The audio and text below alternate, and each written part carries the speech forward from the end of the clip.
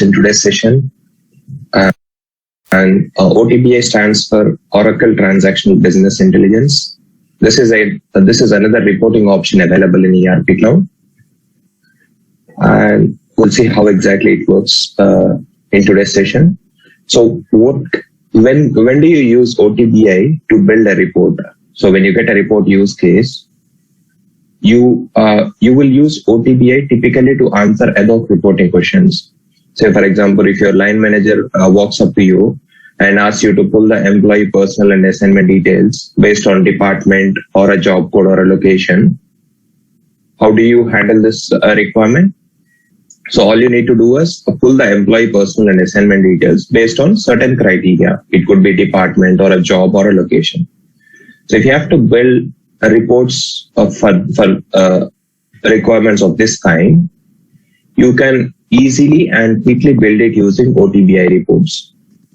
If you have to build this report as a BIP report, there is a long development curve involved. So you have to identify tables, you have to identify the join conditions, you have to create a data model, you have to create RTF. So you need to do a lot of steps before you can before the report is fully built, right? But in the case of OTBI, this is a new reporting option available only in ERP Cloud. It's not available in eBusiness Suite in case you have eBusiness Suite experience. And there is a specific concept called subject areas in here. So if you have to build an OTBI report, all you have to do is identify the appropriate subject area, which might contain the information you need. So, because I'll get down to subject areas and dimensions, attributes in a while, but OTBI, to build an OTBI report, the good news is you don't need to write any code. You don't need to write any SQL queries. All you have to do is use drag and drop approach to build the report. And what can it be used for? It can be used to build ad hoc reports or build a report to answer ad hoc reporting questions. It need not always be ad hoc. Even if it is a normal requirement, yes, you can still go ahead and build it using OTBI. So if you have to build a current headcount based on, criteria such as location, department, you can do that as well. With the help of OTBI, you can build two types of reports. You can build a detailed reports. Which means you have a few columns, at least 10 columns in a report output, and you will usually display the output in a tabular format or in a table format. And using OTBI, you can also build a summary reports, which are a kind of like you have only 2 or 3 columns in there, and you want to you typically display the output of summary reports in a graphical format. And these summary reports, okay, using OTBI, you can build both types of reports. And these summary reports are typically plugged into the dashboards. So tomorrow I'll show you how to build an OTBI dashboard, and I'll also show you one of the seeded dashboard given by Oracle. You will notice that the dashboards, OTBI dashboards, are made up of a summary reports built using OTBI. So in today's session, what we'll do, we'll create one detailed report using OTBI, and we will also create one summary report using OTBI. We'll create 2 reports, one detailed report and one summary report, so that you guys will know how to build output with a tabular format and summary reports with a graphical output. Okay. Let's start off with the first requirement. I'll explain the use case first. So we need to build. So client has given you this requirement. Client has asked you to pull or build a detailed report in OTBI, and you have to pull these columns in that report. What columns do you need to pull? You need to pull employee display name. It is basically an employee assignment report. You need to pull few details related to employee, like his name, primary email, and first number. And you also need to pull some of his assignment details. So this is basically the first requirement that you have here. So you have to get employee personal and assignment details based on a department. Okay.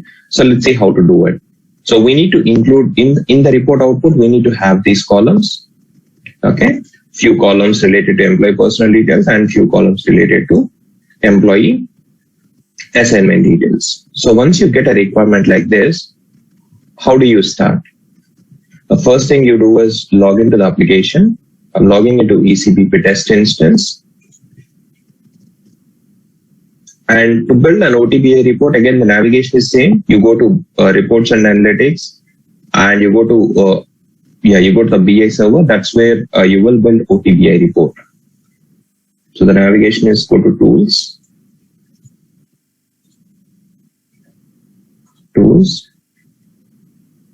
and you see reports and analytics in here. The reports and analytics, click on it. That will take you to an intermediate page wherein you don't need to do anything in this page. All you have to do is click on Browse Catalog. Okay, when you click on Browse Catalog, it will open up a new link.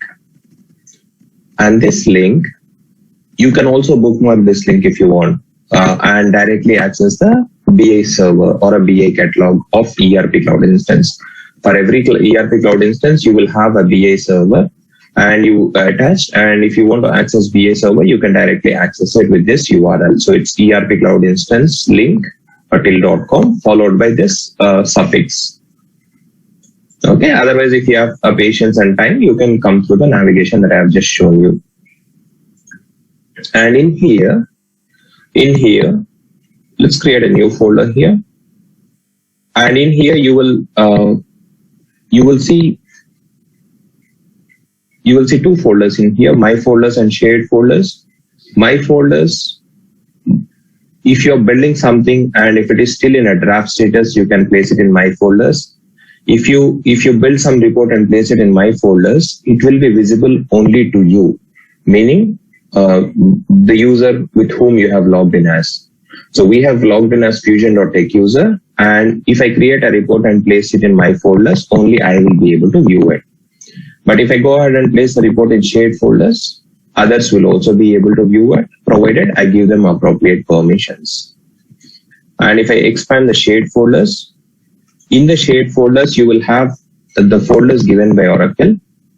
So you will have folders given by Oracle, like the financials, human capital management. So you will have the seeded folders given by Oracle. And if you get into those seeded folders, you will be able to see the reports that Oracle has delivered out of the box. So when clients get a new ERP Cloud instance, there will be many BIP as well as OTBI reports that comes along with the application. So when you get an application and if you get something along with the application, you call it as out of the box. So it's like they are available out of the box. You don't need to do anything explicitly to get access to those reports. So whenever you get a new instance, when you come here, you will be able to see the application folders. And if you get into them, you will be able to see the BIP and OTBI reports provided by Oracle for those modules. And in here, we will create a new folder. Okay, let's create a new folder. Let's call it as TF15 OTBI. Expand that. And in this folder, we're going to start off with analysis. So the report that you build in OTBI, so the options of OTBI will be available under this heading called analysis and interactive reporting. So you see this analysis and interactive reporting. Under this, you have options related to OTBI. If you are interested in options related to BIP, those will be available under published reporting. And in OTBI, if you have to create a single report, you will use analysis option. So a report built using OTBI, it is not called as a report. If it is built using BI Publisher, we call it as a report. But if it is built using OTBI, we call it as analysis.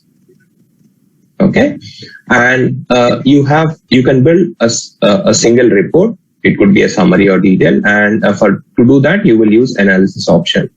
And you have another option called dashboard. This is like, as you can make out from the page itself, icon itself, it is nothing but a combination of reports. So in a single page, you have multiple reports plugged in, and a dashboard can also have multiple pages.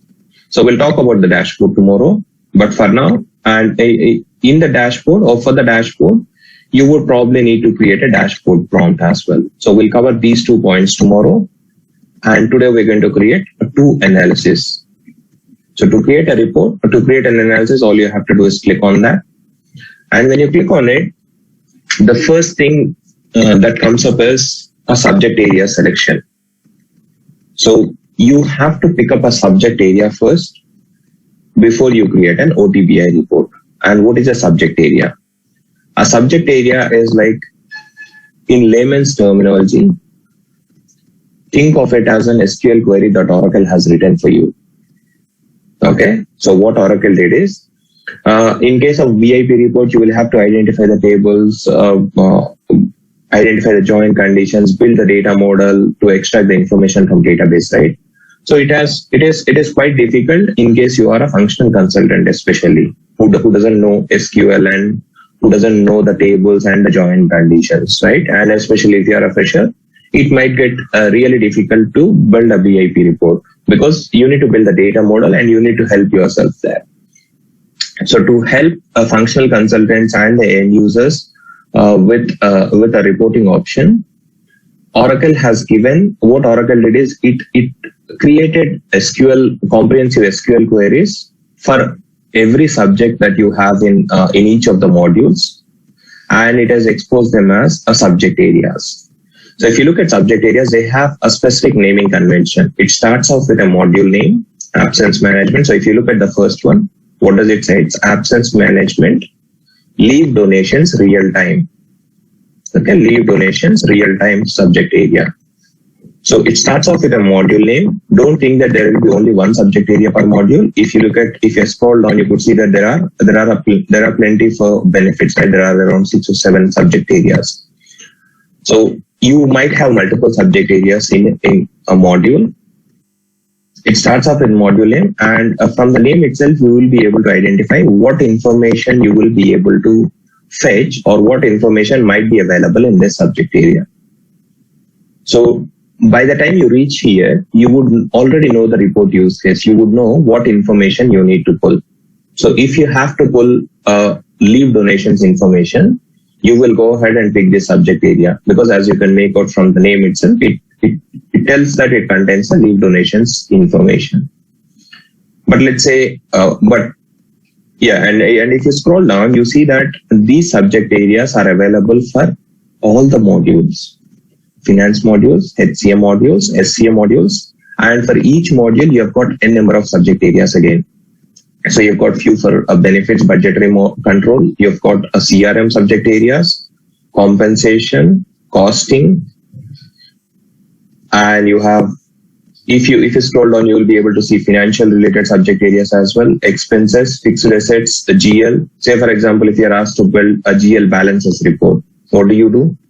All you have to do is come down, pick up this subject area, and this will contain the GL balances information. If you're asked to build a report to pull the journal details, if you're asked to pull a journal detail report, what do? You come here and you pick this one up and create a report. So depending on the requirement, you have to identify the appropriate subject area. So if you scroll down, you also have quite a few subject areas related to HCM.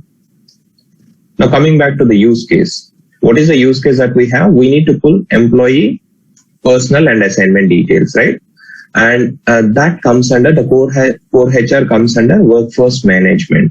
So if you scroll down, you have quite a few for payroll as well, payables as well. You can explore this after the session. And if you scroll down, there will be a workforce management. You've got few subject areas for workforce management. The workforce management, and if you scroll down, you will be able to see one subject area which contains the employee, personal and assignment details. So if you scroll down, you can see that a workforce management, a worker assignment, a real-time metrics. This is event, worker assignment, event metrics. I'm not interested in events. I'm interested in the worker assignment details. So if you look at this subject area, it belongs to workforce management module. and a worker assignment, a real-time details. So this is what I need. I need the worker and their assignment details. And sometimes, if you don't know, so when you're coming from the top, you might have picked this one up by mistake and you went into it. And so the first key thing is picking up a right subject area. And if you ask me, who is going to tell me what subject area I need to pick up? It's a homework that you need to do. Okay. Once you know the use case, look at the names and take a best guess and get into the report creation. If you could not find the attributes that you need, or probably looking at the dimensions, you will identify whether you picked up a right subject area or not. If you have picked up a wrong one, discard that report, create a new one, and pick up another subject area. As simple as that. Nobody is going to tell you what subject area you need to pick up. And we will, this subject area looks to me is an appropriate one, and that might contain the information I need. So I click on it, and that will take me to a blank report creation screen.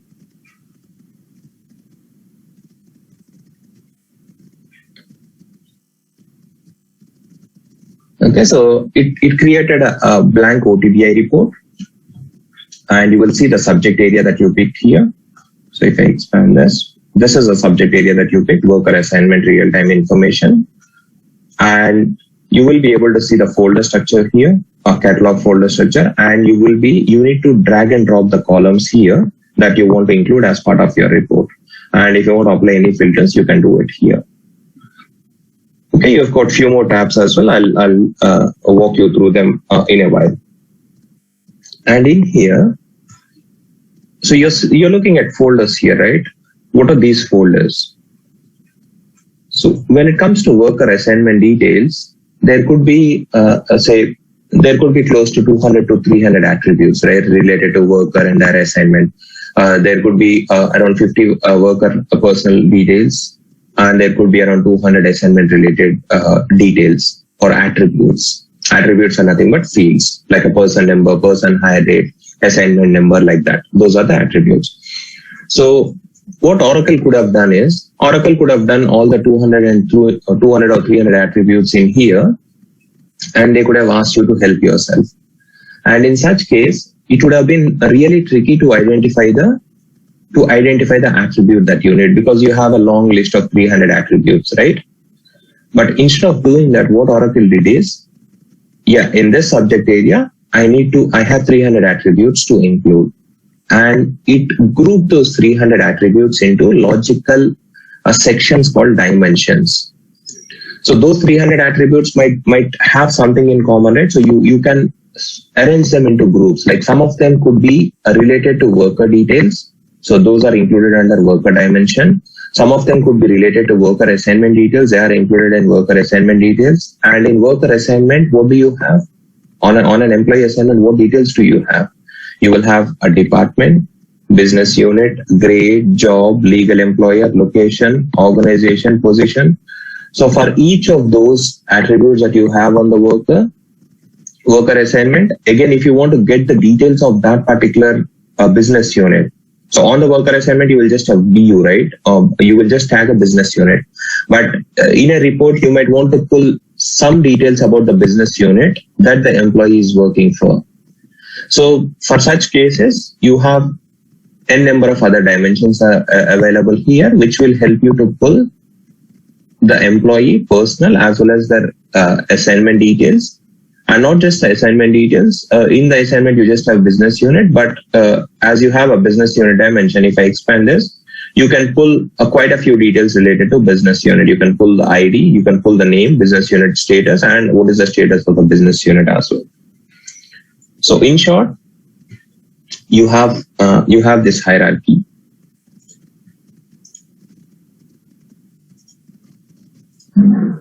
In short, you have this hierarchy. Okay, let's see. Assignment details report. And what is the hierarchy in the OTBI? You will have a subject areas, And under each subject area, what do you have? You have dimensions, and under dimensions, you have attributes. So what is an example for this? Example for this is workforce management.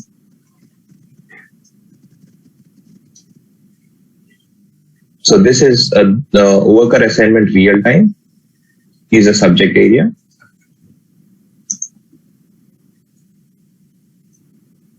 Worker assignment real time is a subject area. And what are the dimensions in there? Worker assignment are the dimensions. And what are the attributes? In the worker, you will have a person number, email, etc. So these are all the attributes. So in OTBI, you have this hierarchy: subject areas, dimensions, and attributes. And if we picked up a worker assignment real-time subject area, we were able to see a worker assignment, and there are quite a few other dimensions as well. And when you expand each dimension, you will be able to see all the logical attributes that belong to that dimension, and you will be able to see them here. Okay. And let's go back to the use case. What do we need to include in our OTBI report? We need to include 7 columns to be precise. We'll show you how to pull the 7 columns, but you can extrapolate it to include as many columns as you want. So I need to include the employee display name first. So these 3 are employee personal details, and these might be available in the worker dimension, right? So you expand it because it's a worker personal details. Expand the dimension. Sometimes expansion of the dimension will take time. It could take up to 1 minute. So you have to be patient here.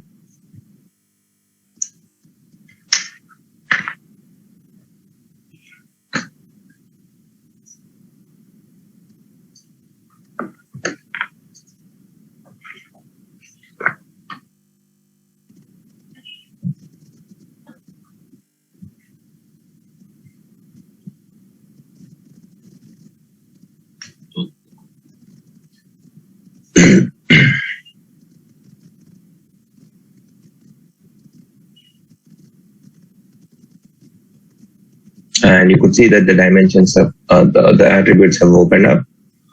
And what do we need? We need employee display name.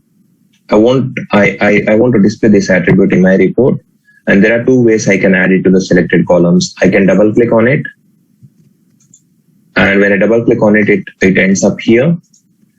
Or I can also drag and drop the report to the or drag and drop the attribute onto the selected columns. Both the options will do the same thing. It will add the attribute to the selected columns list. And what else do we need to include as part of our report output? Employee primary email, right?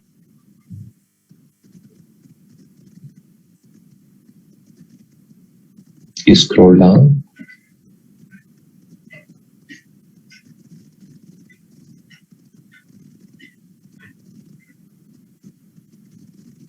And you could see the primary in there. Double click on it, it gets added. And we need the person number as well. Include that as well. And that's all we need from employee details. We need a manager name as well. Employee manager, if you scroll up a little bit, you could see that there is a manager dimension under the worker. So you can expand it, and you should probably be able to see the manager name in there.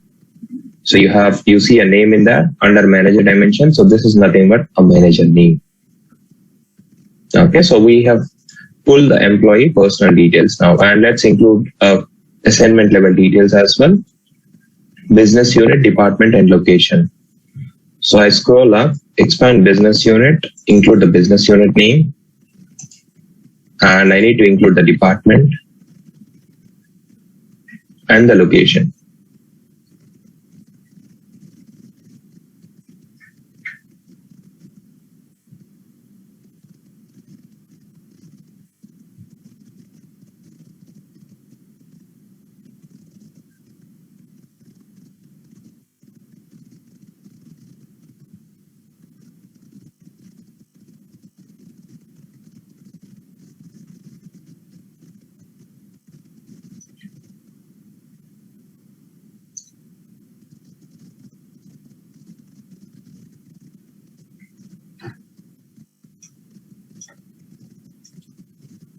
It's taking a bit of time to open up.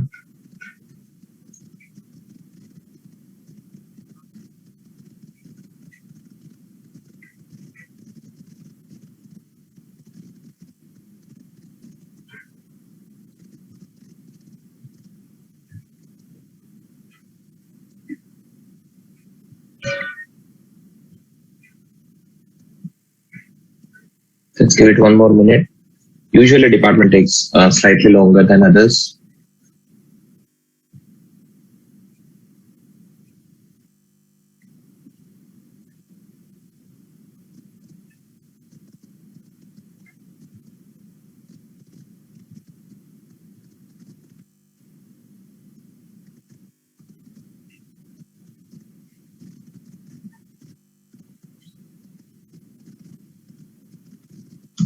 Okay, you could see the details populated, and I want to include the department name.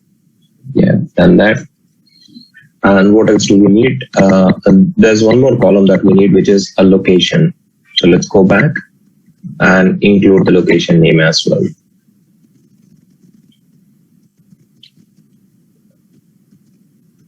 And just scroll down. You will be able to see a location name in there. Yeah, include that. Okay, so this is how you identify the columns that you need for your report. So all you have to do is look at the report use case, look at the field, and look at the dimensions and see which dimension might contain the attribute you need and add them to this list. And after you add them to this list, you're half done with the report build. So this is all you need to do. So, and how do you run this report? Before we run this report, let's save it first. Save the analysis. And we'll call it as employee assignment details.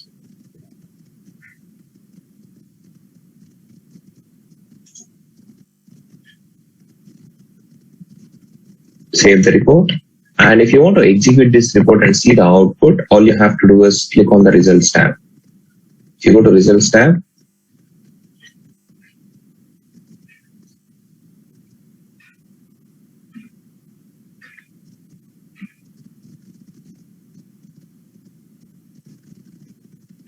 okay, so if you go to results tab, if you scroll down, you will be able to see all the details that are all the details pulled. So employee details that you have included as part of your report, along with the assignment details. All of it has been pulled, and the output is generated. So this output is extracted from a database. And one good thing with OTBI is you can export this output in any format you want. So if you click on this, you can export it in PDF. These are printable formats, but if you click on this, you have options to export it in any format you want. Say, for example, you want to generate a PDF output, Excel. You've got quite a few other options as well, CSV or XML. So if you click on PDF, it will generate a PDF output with the report output. The PDF will be generated.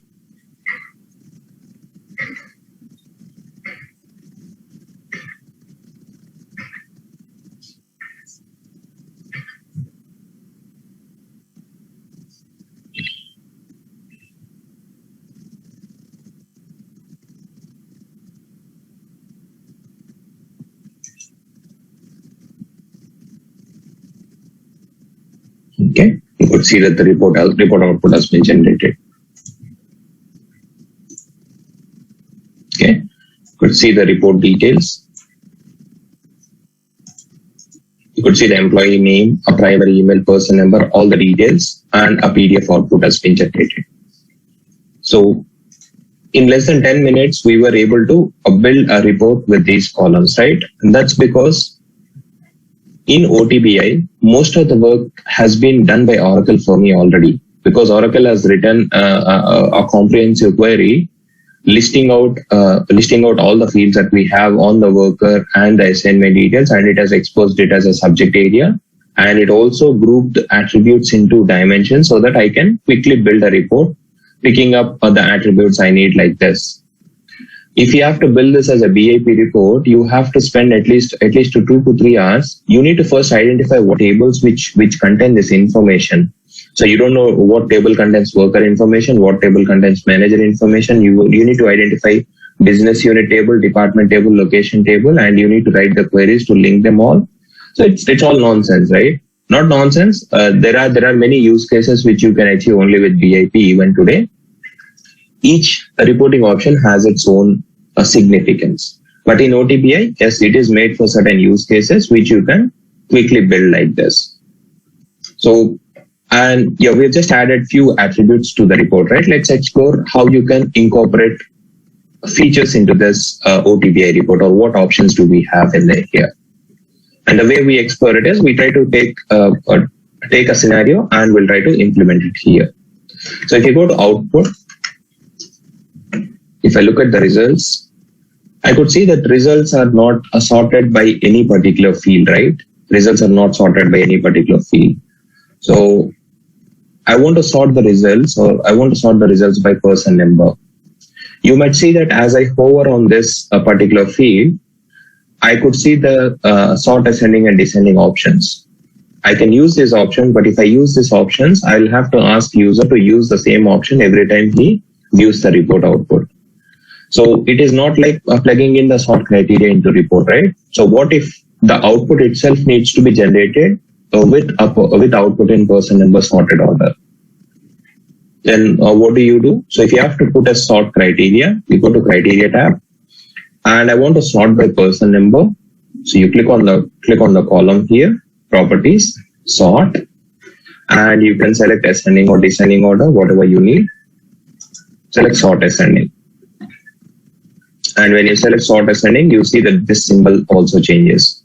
So this indicates that yes, the results will be sorted by person number in ascending order. Let's go ahead and see if it works fine. Go to results tab. And you could see that the person number, the output is sorted by person number now. You could see all the person numbers that starts with 0. And probably if you scroll down, you will be able to see the ones that start with 1. That's how you implement the sort criteria. And if you want to sort by another field after the person number, you can do that as well. If you want to sort by person number first and then the display name, all you have to do is click on it and then click on add ascending sort. Okay. And how do you apply filters? So if you look at the results, you can see that you're seeing the output for all the business units and from all the departments, right? But say the client has told you that I don't want to see all the employees, or say, let's take this use case. I want to see the employees working for the business units, but except 2 business units. Okay, so US is US, and let's pick up another business unit as well. So currently the report generates output with all the employees from all the BUs. But client said they don't want to see employees working for Evosys US and Newbury US, right? So how do you exclude them? So you go back to report criteria.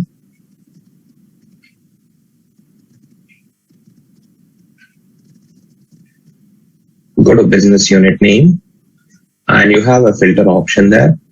Click on it. And you have operator, you need to pick up an operator. The default operator will be is equal to or is in, which means you can select a single business unit or multiple business units. And if you go with a default operator, what will happen? Let's see what happens. And we need to select a couple of business units here. So you don't need to type in the business unit name. You have a search option. So this will show you all the business units that are defined in the instance. You don't need to guess or commit typos. All you have to do is search for the business unit name and pick it up. I need Evosys US. Add it to the list. And I also need Newbury US. Select it and add it to the list and click OK. So we have selected 2 business units now. And we are going ahead with the default operator, which selects, which pulls the employees who are working for these two BUs at the moment, because the operator that is used is equal to or is in. If I just click on OK, you will notice the filter getting applied here. And if you go to the results tab now,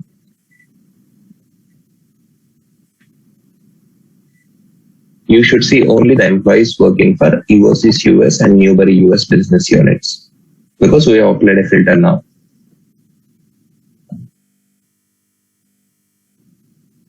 So if I scroll to the right, you could see that only employees working for Evosys US and Newbury US are pulled now, right? So, but what is the condition? What is the requirement? Report requirement is opposite of this. We want to see the employees working for all other BUs apart from these two BUs, right? So how do I achieve that use case? All I have to do is change the operator here. See, currently we are checking if the BU name is equal to or is in these two business units. But if we change this to is not equal to or is not in, then it will pull all the employees working for all other BUs apart from these two. So you edit this and change the operator from is equal to / is into is not equal to / is not in. And you've got n number of other operators available. Okay, so pick up the second one. We're just negating the condition so that all the employees working for all other BUs except these two will be put. Click OK. Save the report. Go to the results tab. And now you should see the C employees working for all other BUs except these two.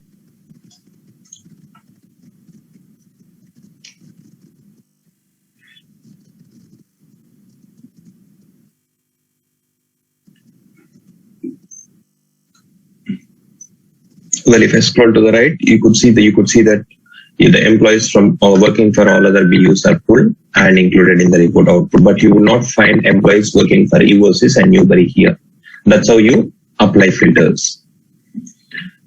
And if you look at the report output, if you look at the columns, the first few columns are pretty clear to me from the column headings itself. I know that this is employee display name. I know that this is the primary email of the employee and this is a person number.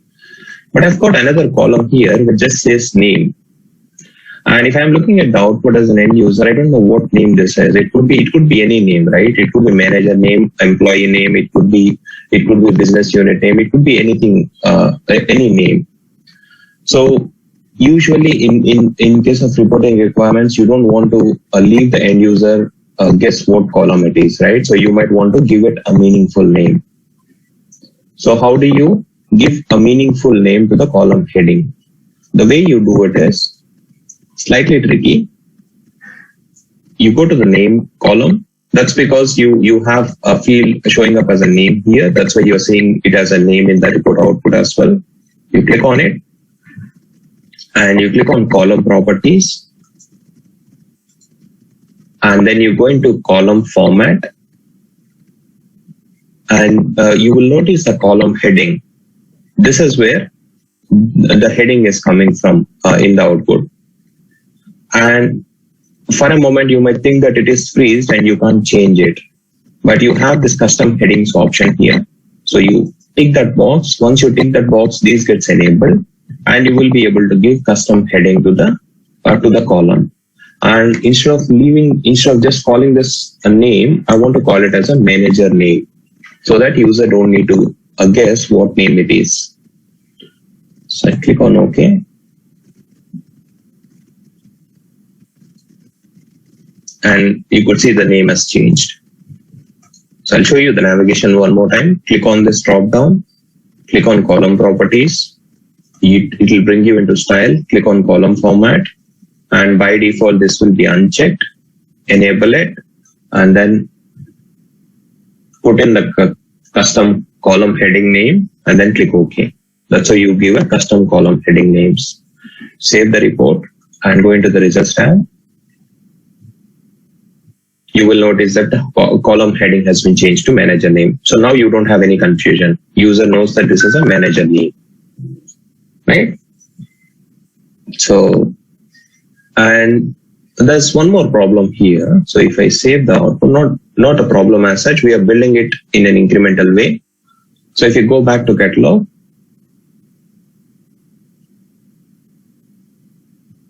and I want to run this report. So far we have been editing it, and in the edit option, you also have an option to preview the report output. But when you run the output, how do you run the report? You run the report by clicking on open button here. So when you click on open button, it is executing the report and it is generating the report output, right? And it is always generating the report output it is not letting user select any criteria, right? And it is pulling employees working for all BUs except couple of them, and the results are sorted by person number and other details we have plugged in. But let's say user has asked you to add in, or client has asked you to add in a department name as a parameter. So report should not pull all the employees. Instead, it should wait. It should prompt user to select a department. And only after user selects a department or a departments, it could be one or many, and he should click on go. And based on the departments that user has selected, the employees working in those departments should be fetched, right? So basically, we need to add a prompt to the report so that report doesn't get executed automatically and pull all the employees. Instead, it should prompt user to select the department or departments.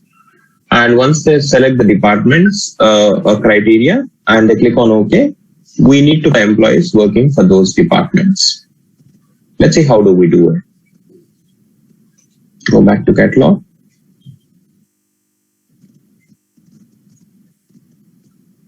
Edit the report definition.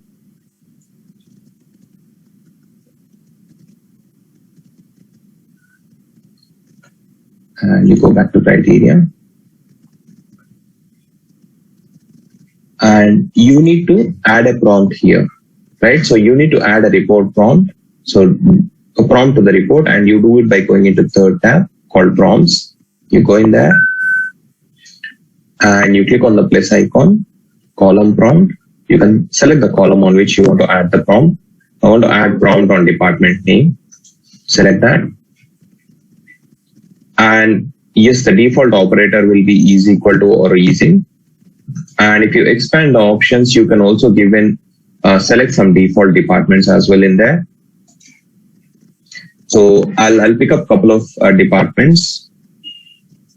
Click on the drop down. So this is like adding a prompt. This is like adding a prompt, and this is selecting a default value from the prompt. I can say specific value, and I can default a couple of departments in there. So I'll pick up a couple of departments that belong to UK. So I'll say ends with UK, search.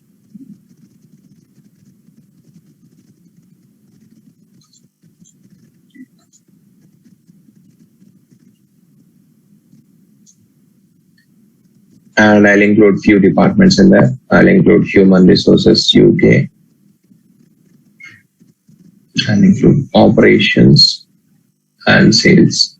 I've included 3 departments, and I want these to be defaulted as and when a report is executed. So think of these values as what user would want to run the report with, say 8 out of 10 times. In the other 2 cases where user wants to run it for a different value, they can explicitly change the selection there. So this is like setting up a default value. Click OK. Save the report. And to test the prompt, you cannot test it by going in results tab. So you are in the edit screen now. You won't be able to test the prompt from the edit screen. All you have to do is go back and open the report. You can open the report, and when you open the report, this time since we configured the prompt, the report output is not generated by default. And you could see a drop down in here, and you can also see the default values in there, whatever values that you have selected in there. We've selected three departments: Human Resources UK, Operations UK, and Sales UK. So that's why you're seeing all those three departments here. If I want, I can click on the drop down and I'll be able to see the departments in there, and I can pick up whatever departments I need. But yeah, this saves quite a bit of time in case user wants to run the report for say a certain department in many use cases.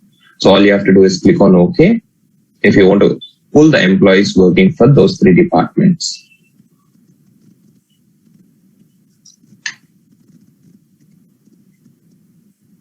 And you could see that employee details are pulled. And if you scroll to the right, you will be able to see the employees. You will be able to see that the employees working for only these three departments are pulled now: Human Resources UK, Operations UK, and Sales UK. And you can see that here. So this employee works for Human Resources UK, second one works for Sales UK, third one works for Operations UK. And if you scroll down, you will see only the employees working for these three departments are pulled.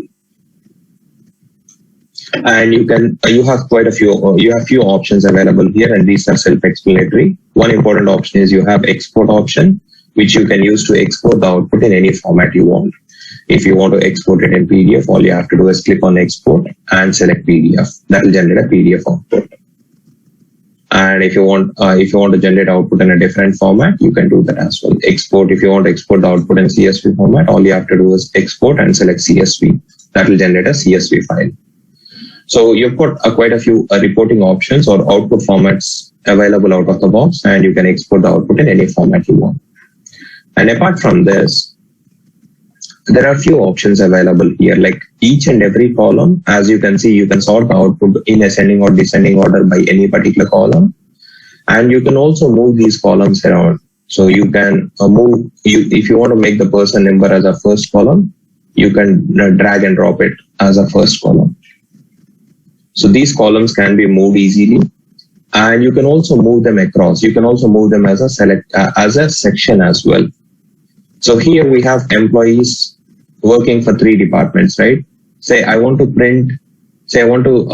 if you look at this output, it is printing employees working for those three departments. But let's say client said, print the department name and print the employees working in that department. Print the second department and print the employees working in that department. So if they ask you to group the employees by department name, what you can do is you can pick up the department name and you can move it up. And when you move it up, you see two options there.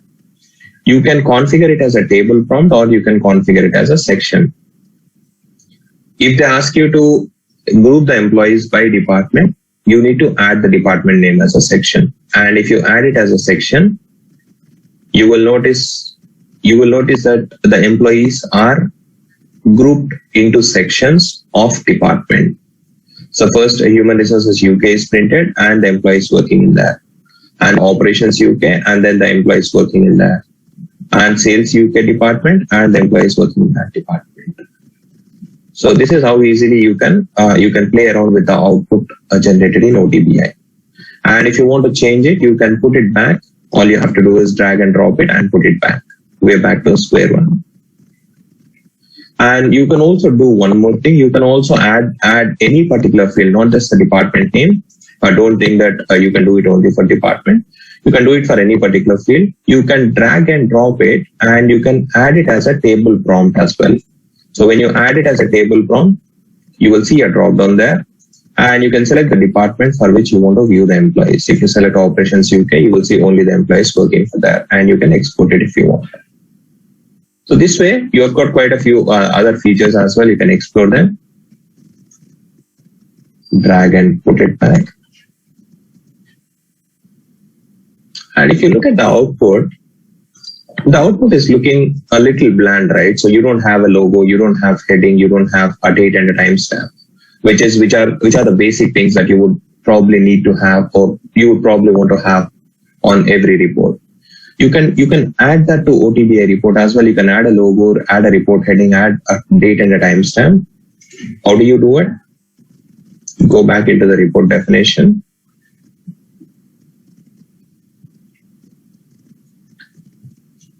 Edit it.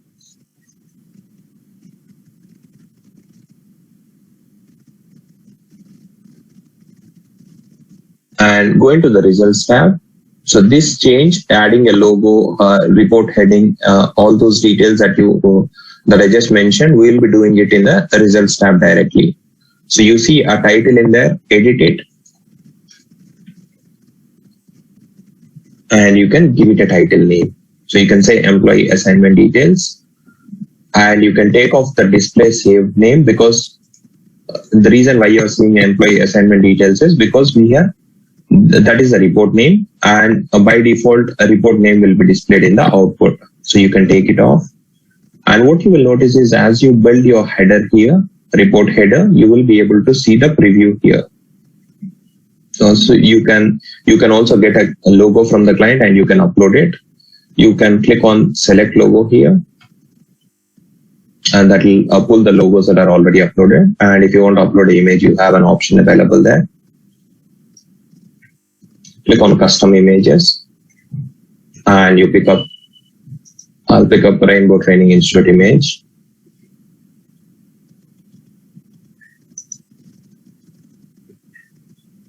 Okay, so that displays Training Institute logo. I think it's not of proper size. You will upload a logo which is of proper size.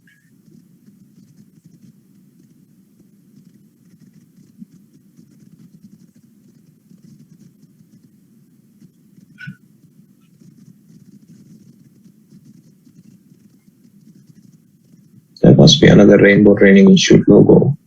It's just searching for it.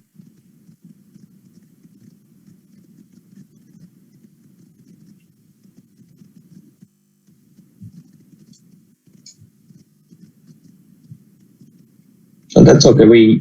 Otherwise let's plug in this.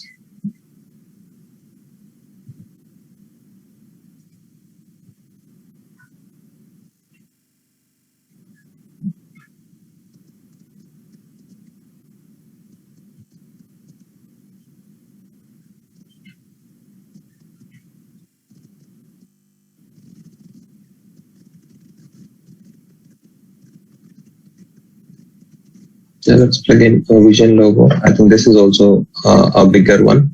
But that's okay. Let's plug in the Vision logo, and we can also give a subtitle. We can probably say that this report contains employee personal and assignment details. And you can also pick and choose whether you want to display date or not. Usually in the extracts or in the reports, it makes sense to print the date and the timestamp so that person looking at it will know when the report was extracted. So we usually print the date and time. So you can print only the date or a time, and you can also print both. So I'll select display date and time, and you can see how the report output is going to look like here. And click on done. And you can also do a bit of rearrangement in there. That's okay. You can save it.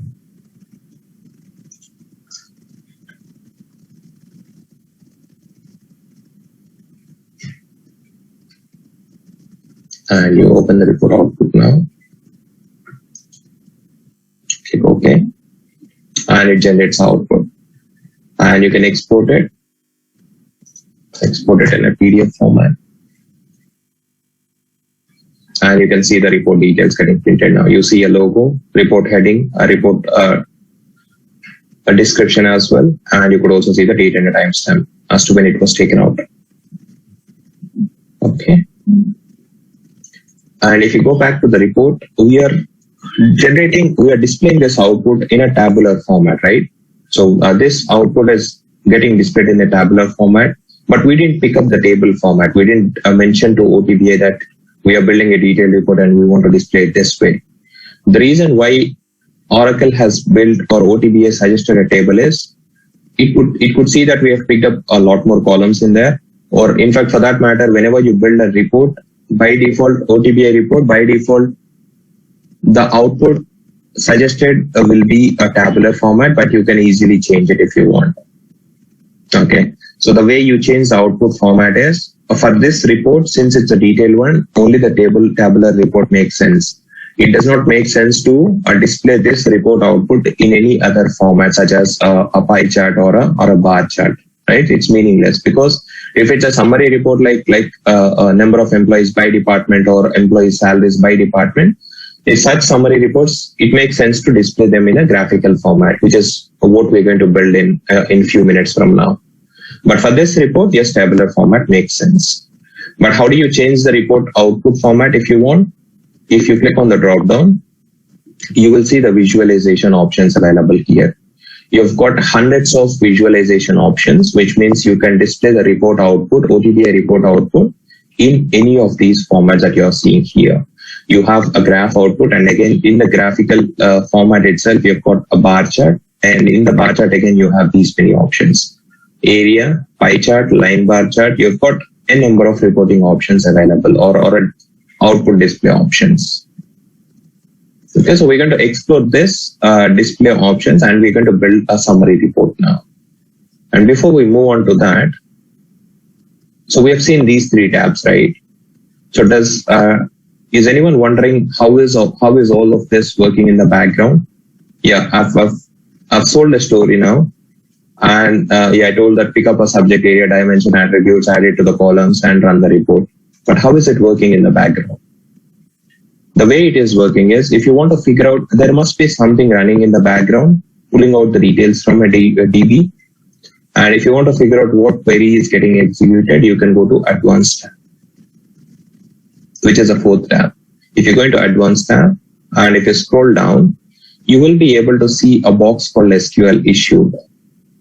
Copy the query in there, copy it and paste it to Notepad.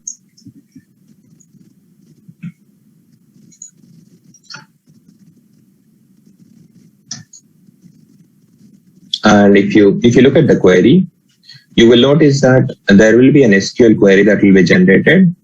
And that SQL query, unfortunately, it doesn't give you what tables are getting hit in the background, but it will show you what is the subject area that you used, and what are the columns that you picked up from that subject area, and from what dimension did you pick up those attributes. In this particular report, we picked up these columns, right? We picked up around 7 columns. The business unit name, department name, worker location name, worker manager name, employee display name, and other details. So all these columns are getting added to the select list. You could see a select query. And what do you see in the from clause? In the from clause, you see the subject area, just a subject area. You won't be able to find the table level details or what query that Oracle has written in the background for this subject area. You won't be able to find that information. But whatever you have done in the criteria tab will be available in this query. Like, you can see the columns that you picked, you can see it in the select list. You will also be able to see the filter you have applied. What filter did we apply? We excluded a couple of business units, right?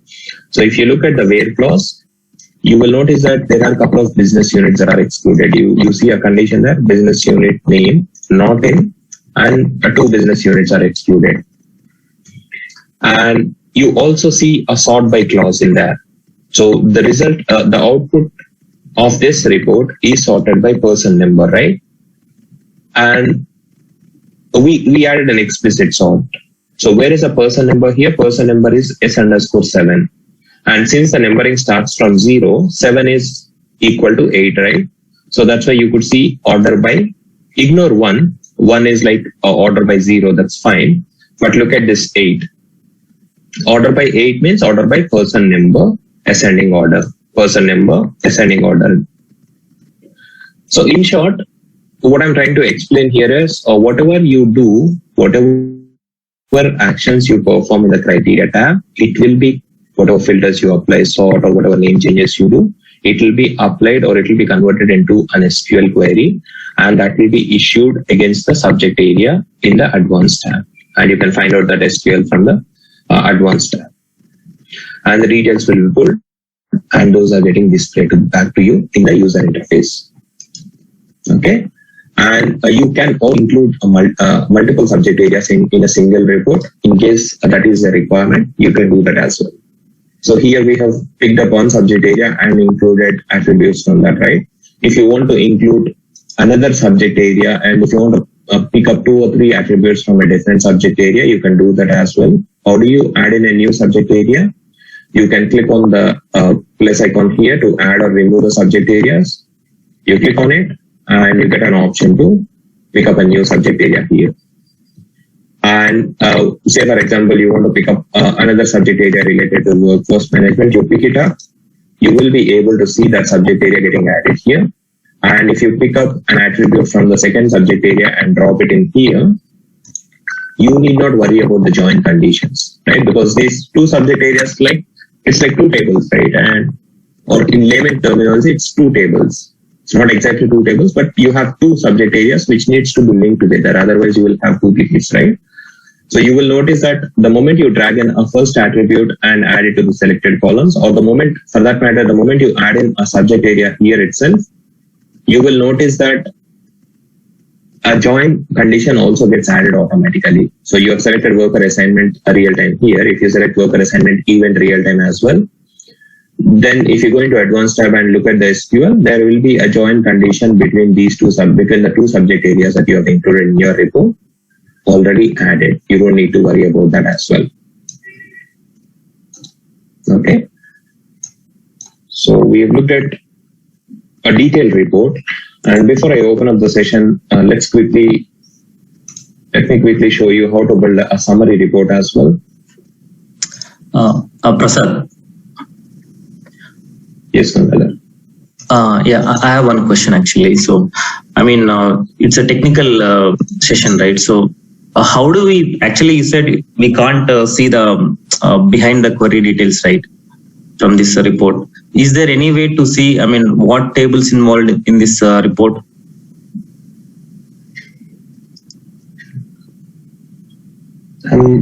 See, I've told you, probably you can call up Oracle support and figure that out. So if Oracle didn't expose something to us as a technical team, there is nothing much Gangadhar or Prasad can do. Okay. So if you ask me why you can't show me the query, I have to go back and ask Oracle, where is the query? No. That's what I was saying here. If you go into advanced, all you do here is the only details that are exposed by Oracle for us as a technical team is a subject area details and what SQL is getting issued against the background. So if you are really interested in identifying the tables which store the information here, so if you are building a BIP report, that's when you need to be really worried about the table. So the table, in case you are interested about the table names, there is a table names that start with per underscore. And if you are interested in employee details, you can query this table. If you are interested in employee assignment details, you can query this table. Okay. And if you want to, in a BIP report, you need to worry about the table details because you need to write the queries yourself. But in the case of OTBI, what are we doing? We are using a subject area given by Oracle, right? So we don't need to really worry about this. So when we build a BIP report or in the BIP report session, I will usually show you how to identify the tables, how to write the SQL queries, how to write the joins between them, how to build a data model, how to build an RTF layout. So all of it will be covered in BIP report session, not in OTBI. Because for OTBI, it doesn't really matter to me. Or does it? Okay, yeah, got it. Thank you. Yeah.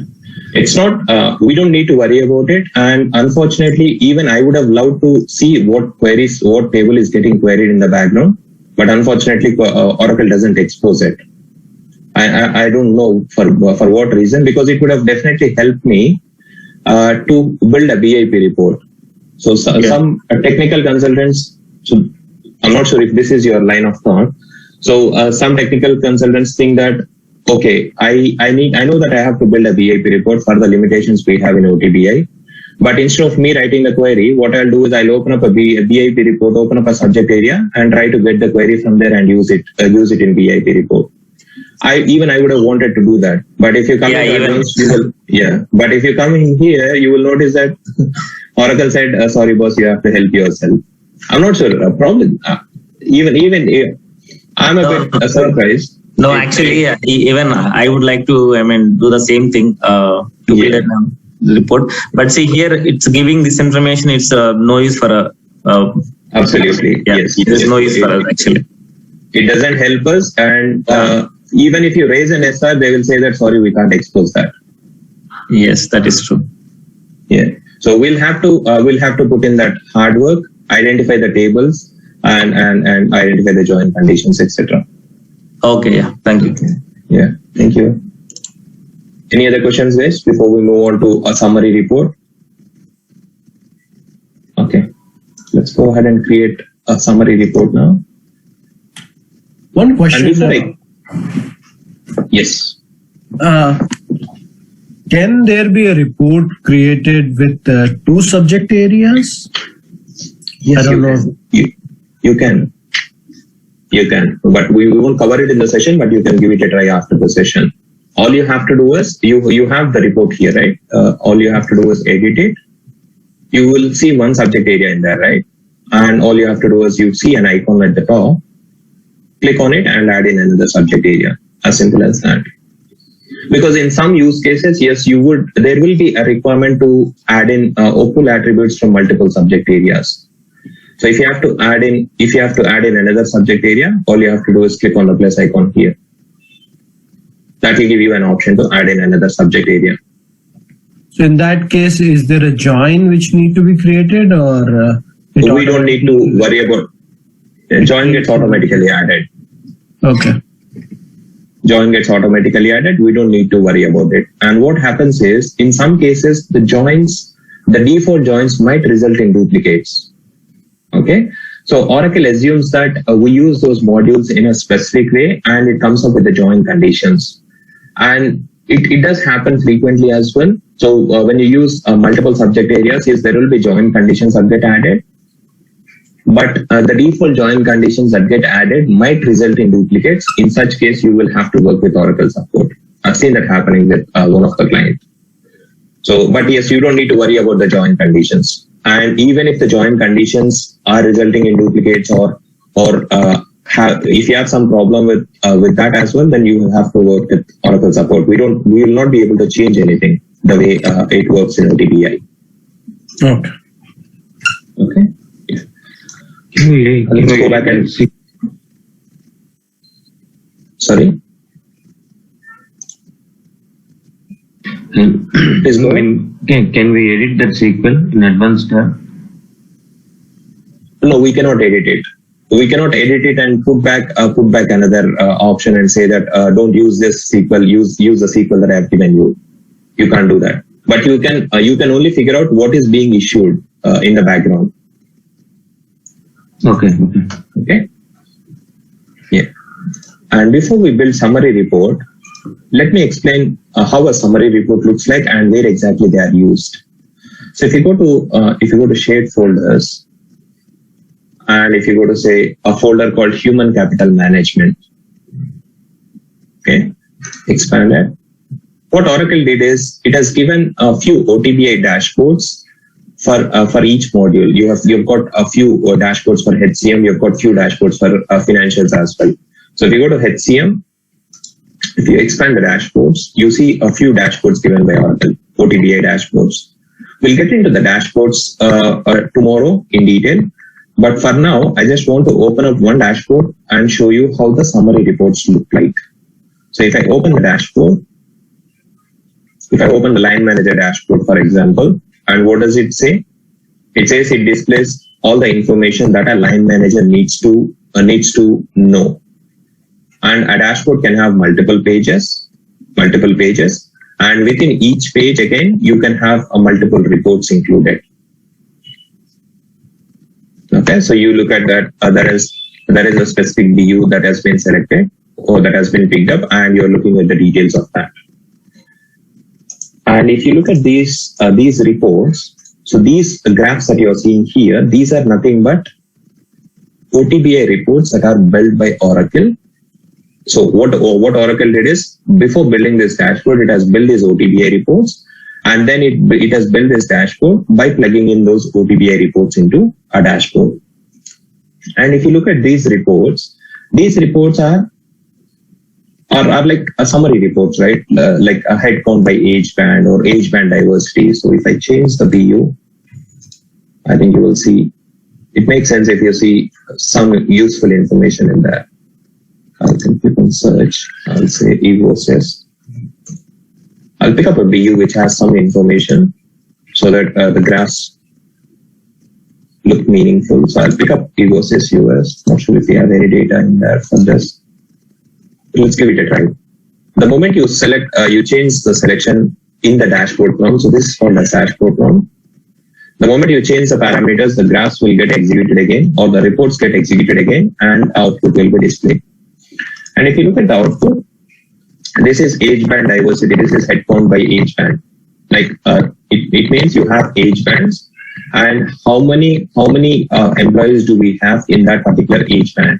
So this is a sort of a summary report which makes sense to be displayed in a graphical format like this. Like you have a gender diversity here, you have grade by gender here. So typically on a dashboard pages, you will have, on a single page, you will have multiple OTBI reports, and the OTBI reports that you will typically find on a dashboard are summary reports, which are built to pull information in a summarized manner and displayed in a graphical format. So let's see how to build one such summary report, and we'll see how to plug in the detail and summary report into a dashboard page tomorrow. So we're going to build a report like this now, which is going to be a summary report, which will display the output in a graphical format. But to do that, again, the process is same. We go back to catalog.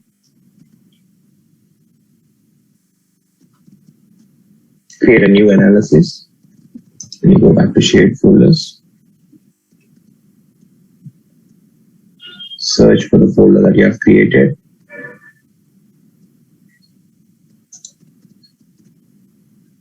And let's create another report. Analysis. And we have to pick up a subject area. And let's pick up the same subject area. The workforce management. Worker assignment real time.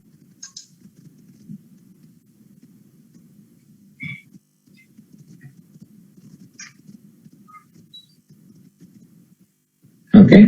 And in here, so the requirement is this. We need to print employee headcount by gender as a vertical bar chart. The requirement is plain and simple. We need to print employee headcount by gender. So it has to be male, female, and a gender could also be blank.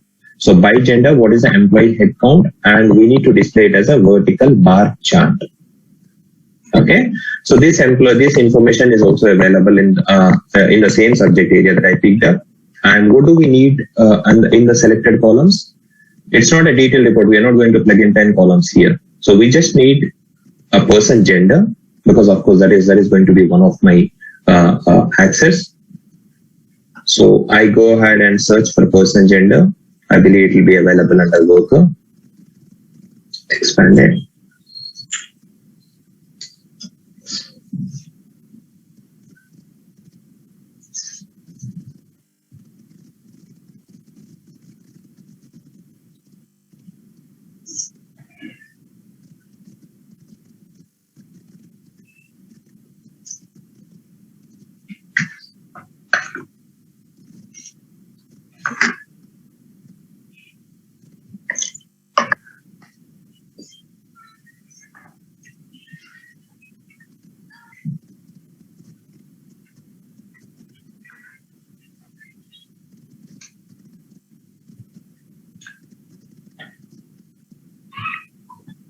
Okay, so the details have come up, and let's include the person gender here. Scroll down and you will see a person gender in there. Drag and drop it into the column. And we need to display the person gender, and we need to display the head count, right? Head count by person gender. And to display the head count, where is it available? If I go into, I will probably check in the worker assignment details to see if it's available or not. So under worker assignment, I could see a head count attribute in there, right? Drag and drop it. So this report, it just has two columns, person gender and the head count. And if I want to run this report, let me save this report.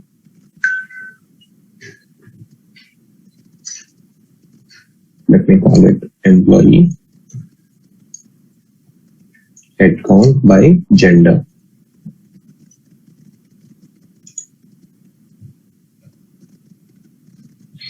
And if I want to view the report output, all I have to do is go to the results tab. And I could see the results getting displayed here. And what do you see in there? Male, female, and there are quite a few employees without a gender, because gender is not mandatory when you hire a person. So 856 females, 1625 males, and 1220 employees or persons without a gender. So by default, whenever you build an OTBA report, it displays the output in a tabular format. But it doesn't make sense, right? This is a sort of a summary report, and it definitely makes sense to display it in a graphical format. So how do you change this to a graphical format? So the way you change it is, you can take off this visualization, you can remove the view, or you can add in a new presentation. You can have multiple presentations in your report output. So you can add in a new presentation as well if you want.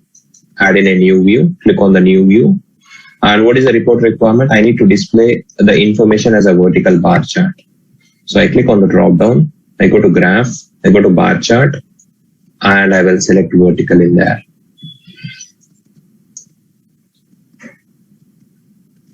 And when I select a vertical bar chart, you will notice that another visualization has been added, or another view, and you're able to see the same information that you see in here, but it is displayed in a graphical format as a vertical bar chart here. So this doesn't make sense to me anymore. So I'll take it off, and I can see the report output. And you're seeing a person, gender, head count, and the head count is getting displayed here. And if you put your mouse on top of it, it is also displaying the actual head count, right? So this is fine. So yes, we are able to see the head count by gender. But does it make sense if we display this as a percentage instead of number? It helps, right? Because otherwise I need to open up a calculator to see. So if I have to understand what percentage of my employees are female, I have to open up the calculator and say 856 divided by 856 plus 1625 plus 1220. So I need to do the math myself. Instead of that, let's convert these numbers into percentages and display what percentage of employees are female, what percentage is male, and what percentage is without a gender. How do you do it? There's no attribute available for me. There's no attribute available for me which will give me head count percentage, right? So it just gives me a head count here. So to add in the head count percentage, I can go to results tab, and you can add in a new calculated columns there. So you've got few options here. You can add in a new calculated measure. You can click on it. That will give you an option to add in a new field, and you arrive at the value for that field with the help of some calculations. So what I want to do, I want to give a name as a percentage of workers. So I can say worker assignment, and I can say percentage of workers as a column heading. I want to save it to a worker assignment folder, and I want to give this name to the column heading. I'm trying to add a new column which doesn't exist in there. And how do I calculate this value for this? It's a derived column, right? I need to add in a logic here. And what do I want to do? I have head count in there. I have head count attribute, which is displaying the actual head count. It is displaying the number of males, females, and without a gender. And I need to convert that into percentage. How do you convert that into percentage? It is a head count by total head count into 100, right? So if the males is 800 by, if the total number of employees is say 4,000 into 100. What is 800 in 4,000? It is 20%, right? So 1 by 5 into 100, it's 20. So it's like you're just converting the head count into percentages. So you're doing head count into 100 by the total head count. So I just have to write in that formula here. So what do? I open and close braces. Open up a brace. Or you can drag and drop the head count.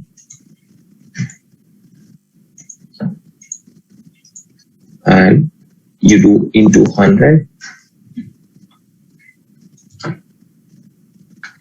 and divided by, what is it that you want to do? You need to get the sum of this head count first. right? That should go into the denominator. So you click on the formula function, select the aggregate functions, and you will be able to see the sum. Click OK. And in the expression, what do you want to sum up? I want to sum up the head count. So this sum of head count will give the sum of all the employees, male, female, and without a gender. And this head count will give you the head count of that particular gender.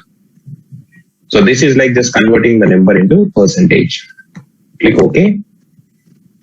And when you click OK, you will notice that if you're going to, you will notice that you have two options available now. You have two options available now. You can see that, yes, the head count is getting displayed, but along with the head count, you can also see the green icon in there, right? You can see what the color indicates. So the blue color indicates what the head count is, and the green color indicates what is the percentage of it. So the female, you've got 856 females, which is 23% of my workforce. And you've got 1625 males, which is 43.9% of my workforce.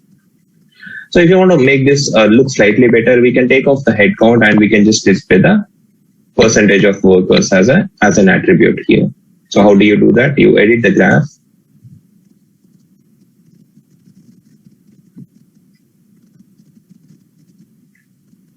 And you scroll down. I don't want to display the head count in the vertical axis. I don't want to display the head count. I just want to display percentage of workers. So I take out head count and exclude it. So I'll see a percentage of workers now.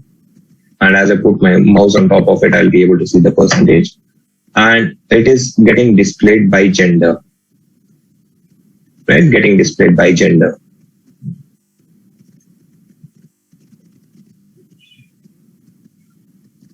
And you can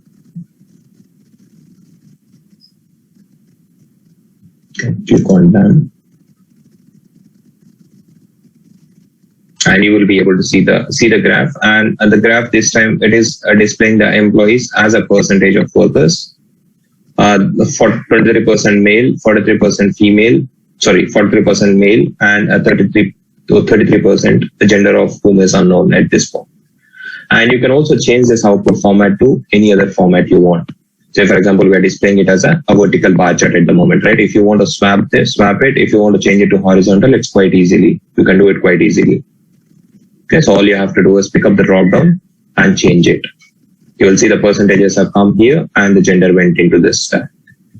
And not just that, you've got a few other options available as well. So you're seeing the default output as a default. You can also see it as a cylindrical, or you can pull out other options as well. You can see that the shape of it has changed a little bit. And you can also change it, make it a 3D or a 2D. Okay, so you've got many features available here, and it can take days to explore all the features. So all you have to do is pick up build a report and try to play around with the visualizations available in there.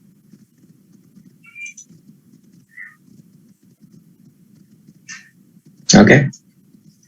Any questions, guys? Any questions in what we covered? Prasad, can we add the percentage on top of this chart rather than hovering over there? It's already getting displayed here. I'm not particularly sure. There could be, like I said, there are hundreds of options available in there. There must be a feature which will help you to add it on top of it. But here you have a scale. So it indicates that it's slightly above 20. This is slightly above 30, above 40. It didn't reach the midway, so that means it is anywhere between 40 and 45. Right. So you can easily guess from the scale here. But yeah, there must be features available which might help you to display at the top as well. Okay. Yeah, thank you. Any other questions, guys? Thank you.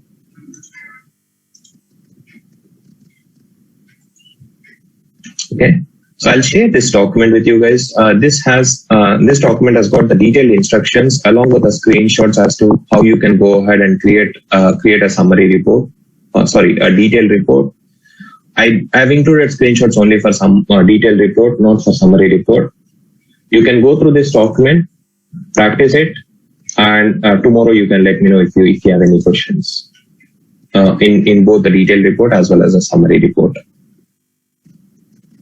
Okay. And in tomorrow's session, we will start off with OTBI dashboards. OTBI dashboards, it will probably take, once we are done with OTBI dash, we will move on to HCM data loader tomorrow. So the agenda for tomorrow's session is we'll start off with dashboards and then we'll move on to. Prasad, we are yet to discuss the migration and security part, as you mentioned in last class. Okay, so the migration of it works exactly the same way as a BIP report. So if you have built these two reports, right? And if you want to migrate them to higher instance, all you have to do is pick it up and click on archive. So when you click on archive, click OK. It will generate a catalog file. So what it will generate? It will generate a .catalog file, and that is all you need to move it to a higher instance. So you select the other report as well, and you click on archive, click OK, and that will generate a catalog file again. So you've got two catalog files that are generated, and if you want to move this report to a higher instance, and this is applicable for BIP reports as well. If you want to move this to a higher instance, say for example,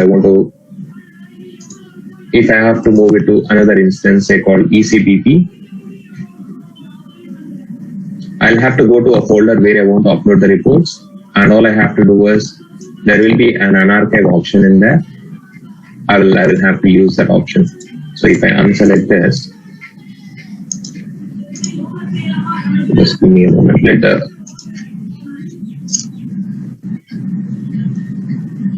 Let me go to the BI server from here, and this instance. This is a different instance, So think of it as probably SAT instance.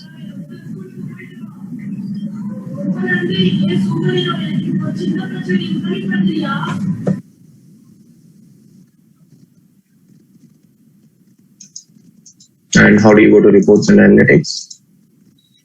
You go to tools and you go to reports and analytics.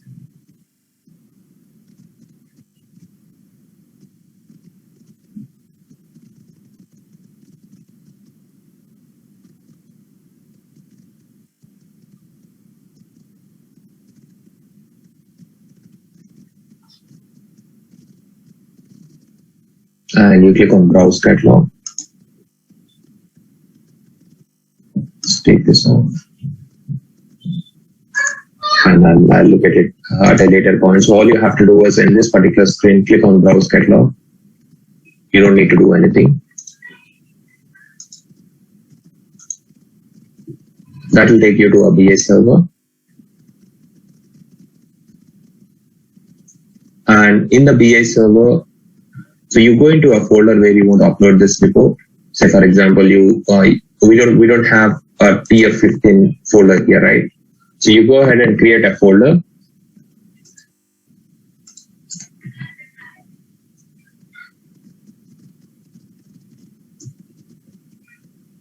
And say you want to upload reports to this folder. All you have to do is go to the folder structure in a target instance, click on unarchive. And when you click on unarchive, you get an option to pick up a catalog file. Click on browse. And you will be able to, if you go to downloads, you will be able to see two catalog files in there. Pick them up one at a time. Employee details report, click OK. And that will upload the report. And click on unarchive again and pick up the summary report this time. Click OK. You could see that with just a couple of mouse clicks, we were able to migrate these two reports from ECBP test instance, which you can assume as a dev instance, to ECBP instance, which is probably your SAT instance. And yeah, you might think that should I do it should I always migrate, or will I always be able to migrate only one report at a time? Not necessarily. If you have if you have built 30 reports, you don't need to build you don't need to repeat this exercise 30 times. you will have them included as part of a folder, right? You would have those reports as part of a single folder. You can archive the entire folder itself. You don't need to do it at a report level. So instead of all you have to do when you want to migrate something is click on archive in the source instance, it generates a catalog file. Go to a target instance and unarchive it. You can do this archiving and unarchiving option at a report level, at an OTBI report level, or at a BIP data model or a report level, or you can do it at a folder level as well. Say, for example, if I want to migrate this entire TF15 OTBI folder, okay, let's assume that this is a HCM folder, and let's say there are 30 reports that you have created in this folder, and you want to move this to higher instance. How do you do? Process is plain and simple. All you have to do is go to that folder,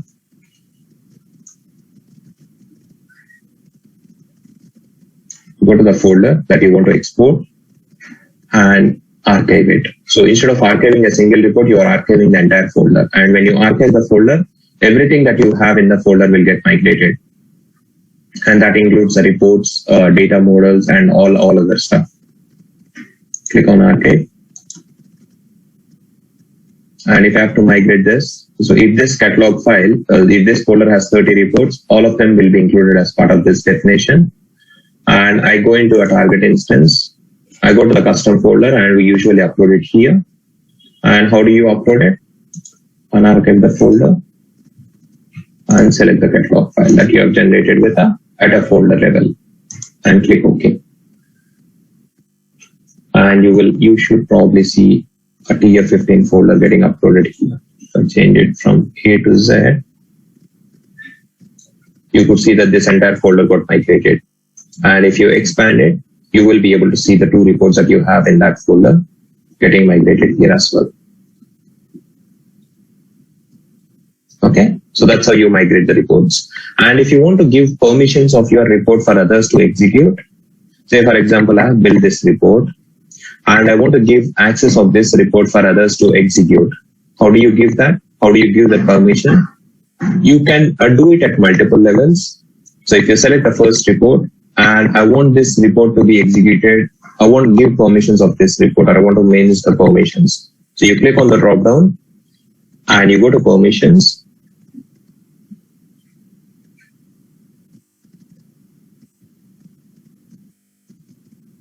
And you click on the plus icon there.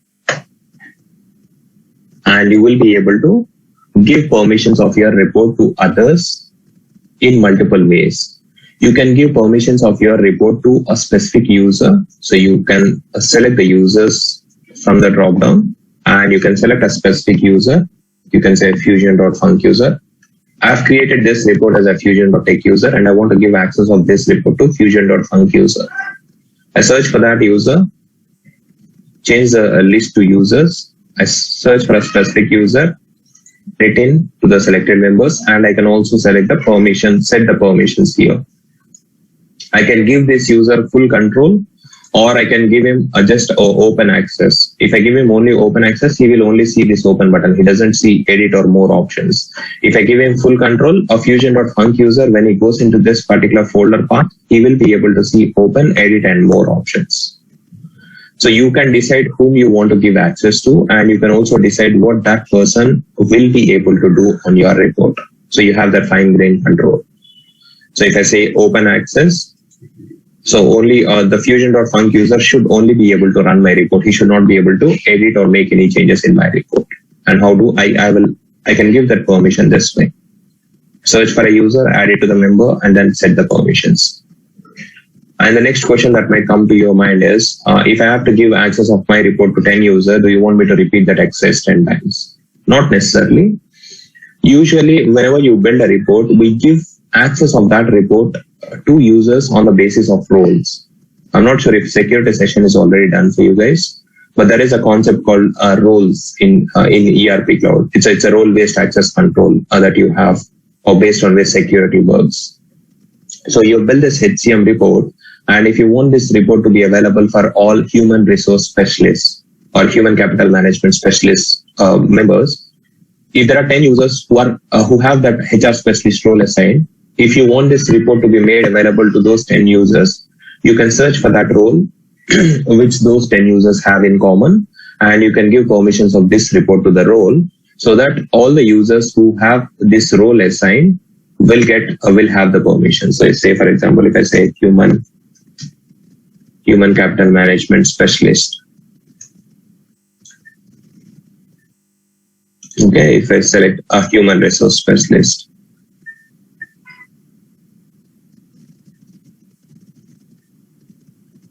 Okay, so if I add in this role, human resource specialist, and if I give permissions, if I give full control to all the human resource specialists on my report, if there are 10 users who have this role, all those 10 users will get full control on my report. So you can give access of your report to a specific user, or to a role, so that all the users who have that role will get the permissions that you set here. And you can also do it at a catalog group level. So this is a catalog that we are viewing, right? At a catalog level itself, or in a BI server, you can create a catalog groups if you want, and you can give permissions to a specific group, a specific catalog group. We usually don't use catalog groups, but please be aware that yes, apart from giving permissions to a user or to a role, you can also do it to a catalog group. So this is nothing but you create a catalog group with a set of users, and you give permissions to the catalog group, so that all the users who are part of that catalog group will get the required permissions. Okay, so you click OK. Click on OK again. This is how you give permissions of your report to others. Any questions, guys? Prasad, how do you users run these reports? I mean, is there any place where they register, or they directly come to here and run these reports? BIP reports can be run as an ESS job. You can register BIP reports as an enterprise scheduler service jobs, and users will be able to run it from the application. But as far as OTBI reports are concerned, they will have to come here and run the report.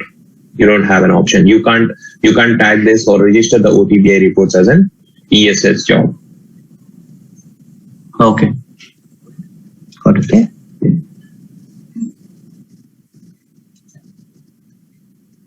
Thanks for your time, guys. We'll meet again tomorrow, and we'll start off with OTBI dashboards. Thank you. Thank you.